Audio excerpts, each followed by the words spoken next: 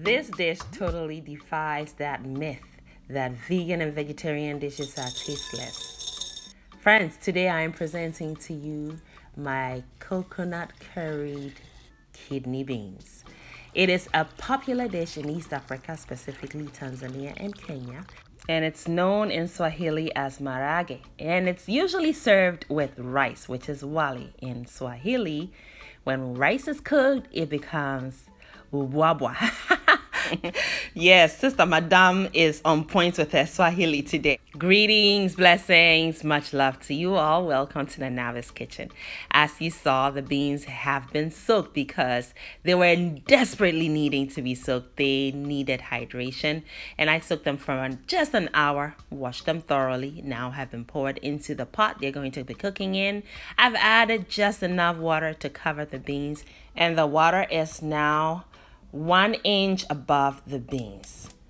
And when you soak it, it helps the beans to cook a lot faster. Now place the pot on medium-low heat and add 2 cloves of garlic and some shallots chopped or sliced thinly. Also add a small bundle of scallions or spring onions and 1 Thai chili or even a habanero or Scotch bonnet. That's optional. So if you like the heat and the fragrance of it, absolutely throw it in there.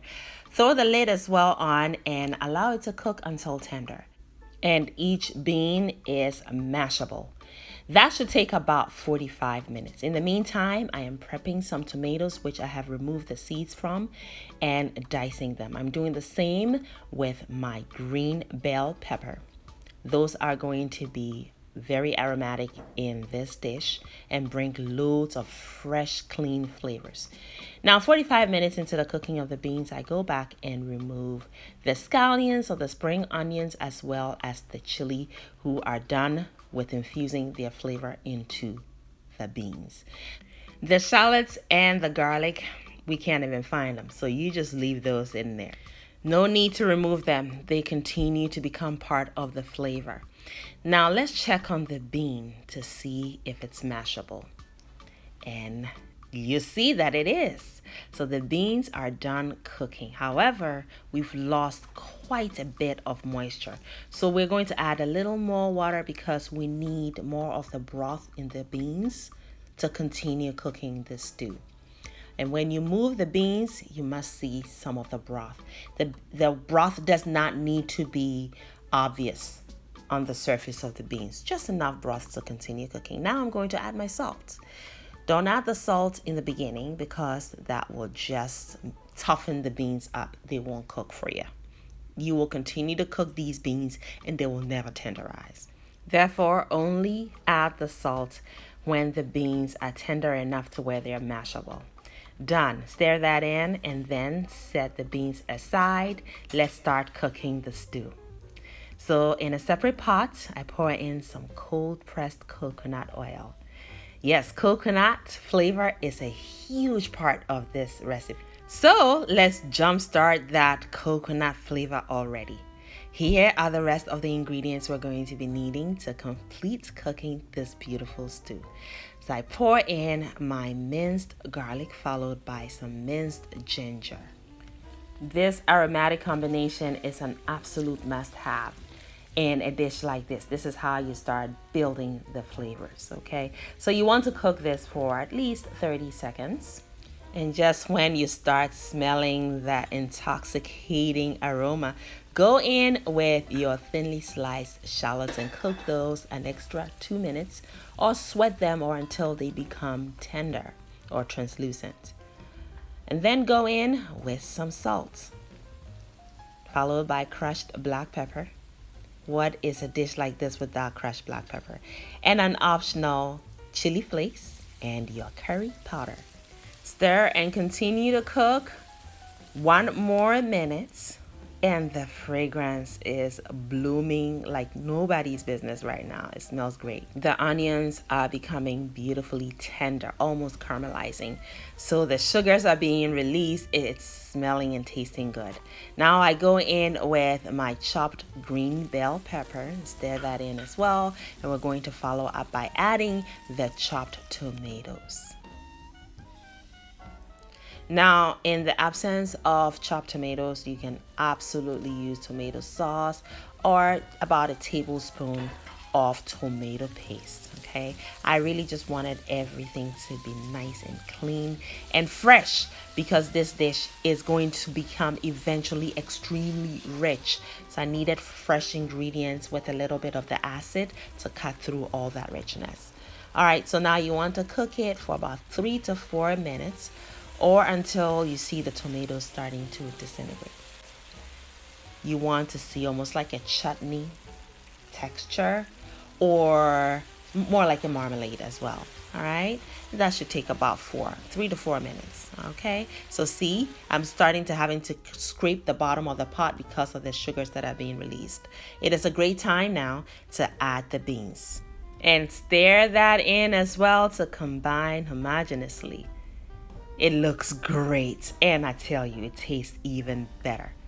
You want to taste as you go. So we've added seasoning to both components because seasoning each layer is very important. Now we're adding our coconut milk, and this came straight from the can. If you can make it fresh, please go for it. Now you want to stir it in, and what we're going for right now is a creamy broth around the beans. Oh my goodness gracious, look at that! It looks so good.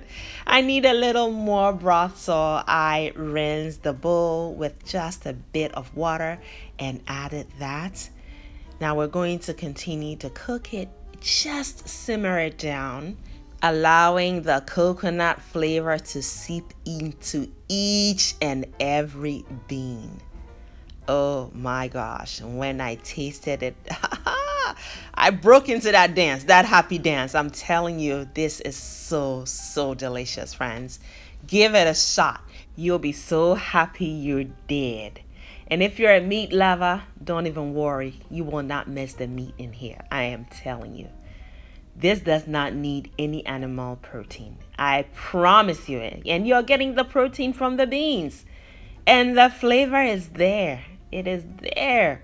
I cooked it an extra 10 minutes with the lid on gentle heat. Just simmered it down. And now the coconut flavor has seeped into every single bean. It is chop time and we are ready to serve. Today we're serving it burrito in a bowl style with our cilantro lime rice. Look at that. Creamy, the beans are together, they haven't become too mushy. You can recognize each bean. That's what we're going for. That's the texture I like. Yes, having that creamy broth around it and still having that recognizable kidney bean, because kidney beans are just so pretty. You don't want to mash them. So I added my pico de gallo or a chunky salsa and some fried onions. Now in Tanzania, where my husband is from, it is very commonly served with a chapati on the side. And I had on hand some flour tortillas, which is very similar to chapati. So I put some of the cilantro lime rice on there, just enough so that I can roll it tightly into a burrito. And don't forget to add the star dish, generous helping of the bean stew, as well as some avocado for some more nutrition and creaminess. And then your pico de gallo, which is just tomatoes, onions, cilantro, salt, and lime, and some chilies. And I also added some more of the fried onions. And look at how Sister Madame attempted to expertly roll this into a tight burrito. And there it is. I did it. My husband was like, "Are you going to be able to do this?" I'm like, "Watch me." I think I impressed him. Friends and family, I hope you learned a thing or two and are inspired to try this beautiful recipe. Make it a great day and have fun, especially in that kitchen. Thank you, beautiful person, for watching the video all the way to the end. Kindly leave me a comment and subscribe down below. And don't forget to share the video as well. Also, watch more videos. It is chop time, and here in Anaba's kitchen, chop time is always yes, friends. So pull up a chair. We are all friends and family here.